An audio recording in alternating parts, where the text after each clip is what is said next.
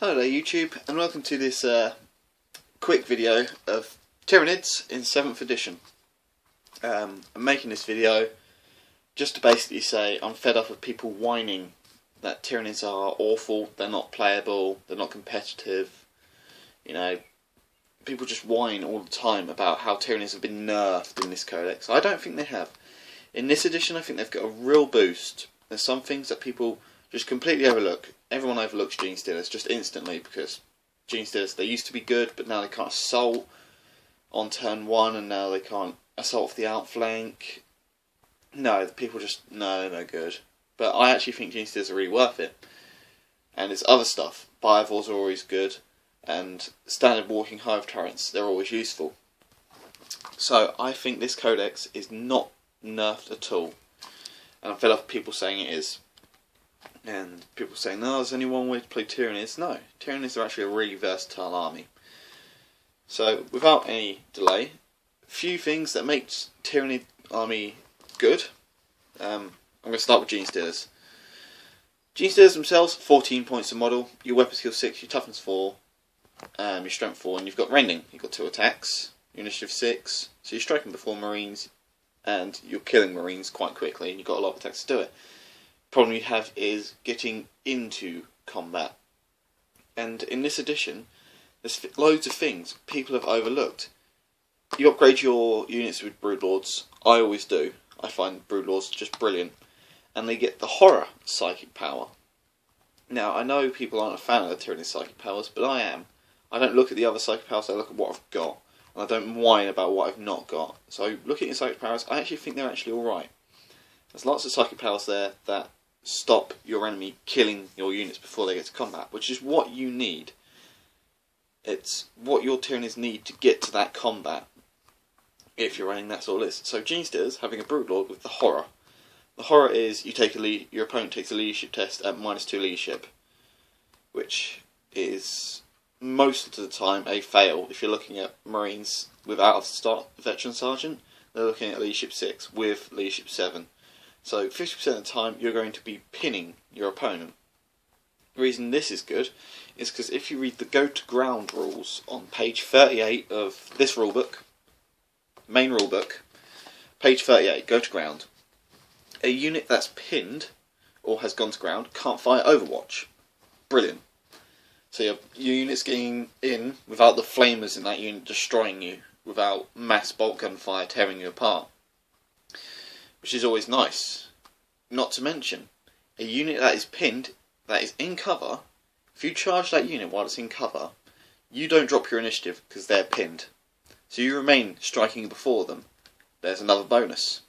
This is also topped with the move through cover special rule. You don't get -2 inches on your charge distance. So if you're charging a pinned unit with Gene Stealers who have to move through cover, they have the ability to pin, and they're just general badasses in combat, your opponent can't overwatch you. You're not getting a negative modifier for charging into cover, -2 inches, and you're not getting reduced to initiative 1. So you're striking first, you're killing, and your opponent isn't getting a chance to knock numbers out before you've got there. Which, it's a no-brainer. Why would people not think that's good? You turn 1, your Broodlords move up, they pin a unit. You've got 3 units with Broodlords. That's 2 units, maybe 3 pinned. You've got Biovores, pin more. You've got Harpies, who can drop Spore Mines. You know, you take Spore Mine, Chrysalis, Broodlords, Harpies, Biovores. You're pinning left, right and centre. You're going to pin pretty much all of your opponent's infantry with mass of that. Then your opponent is going to be able to shoot you. Brilliant. So I'm shooting you, I'm not doing a lot of damage, but I'm stopping you killing me. Then when I get to my strength, where I'm good, combat, you're dead. I win. It's a no-brainer. I can't believe people think Tyranids are bad. They're just gonna, you know, you're running a Grey Knight list, all Terminators, most of your leadership 9. Yeah, but half your units are pinned. Brilliant. You've got 3 units, because Grey Knight Army doesn't have many units in it, so you've got maybe 2 free units that aren't that aren't pinned if I've gone with like 3 Broodlords, and then I've got extra pinning effects, and I'm going to throw more and more chances to pin you. So eventually I will pin down an infantry based army, and with the no negatives to charging through cover, because most of my army has moved through cover, and you're all pinned, so I'm getting my full initiative. You know, brilliant. That's enough. Everything people overlook there.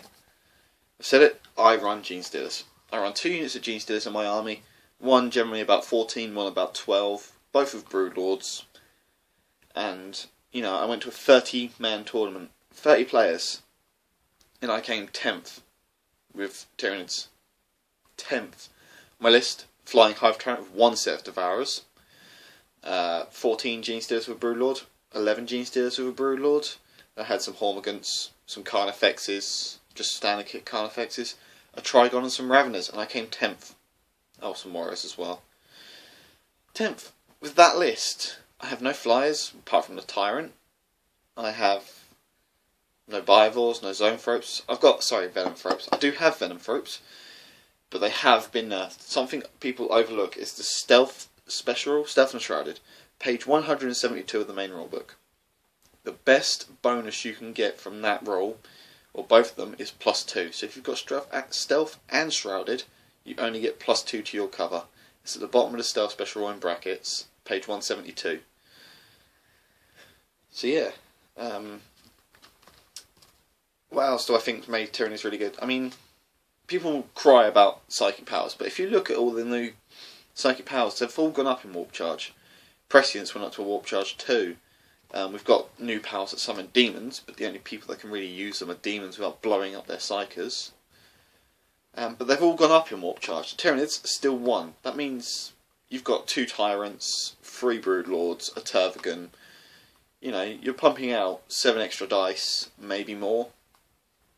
And you've got that psychic power that most armies don't have. Shadow in the Warp? I don't think it's great, but it's actually really handy.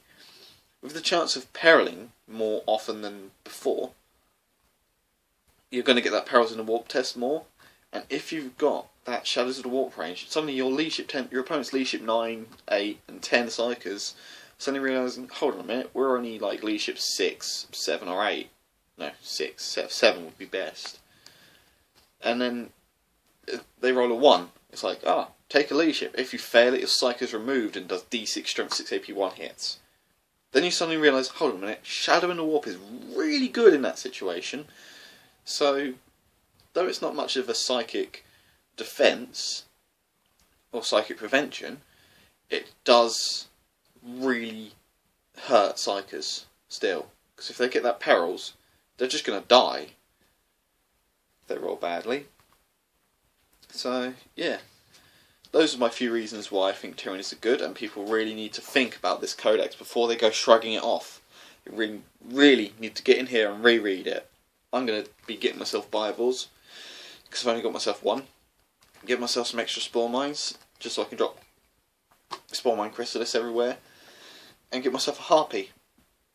I know people think the flies are good. I'm not a fan of the Harpy model, as I've said before, but I'm going to be getting myself one, because my idea is I'm going to try and pin my opponents. I know this won't work against some armies like White Scar, Grav Gun Spam, because bikes can't be pinned. Fair enough. But Tyranids don't really have armour, so you've got Grav Guns. Oh no. Well, I've got Venomthropes, I've got cover. So it balances out. Other armies it won't work against: your mech armies, your mounted armies. So, Eldar Wave Serpent Spam, or Tau MSU. Won't work. But you should still not write off Tyranids before you've looked at them. So for all people saying Tyranids are nerfed, give me a good reason why, and post it in the comments. But yeah, thanks for watching, and happy wargaming.